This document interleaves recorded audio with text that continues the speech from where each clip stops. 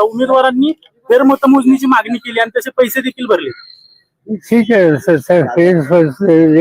काय येते बघूया, पण मला शेता वाटतं त्याचं काही फार सुदैवी असतं. साहेब, शेवटच्या 2 तासात ना काँग्रेसच्या अनेक नेत्यांनी देखील आरोप केले, शेवटच्या 2 तासात राज्यात 7% वर मतदान झालंय.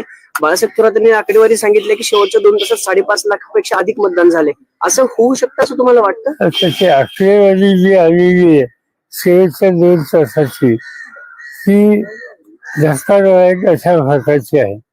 बाळासाहेब थोरात जे बोलले ते इतके बाळासाहेब अशी माहिती अनेकांनी दिली, आधारासह दिली, आणि त्याचा विचार हा करावा लागेल.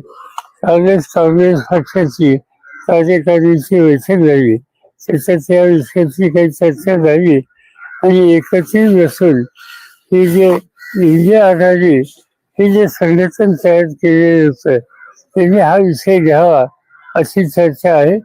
माझ्या मते सोमवारी मंगळवारी त्याच्यात काहीतरी लिहिलं होईल.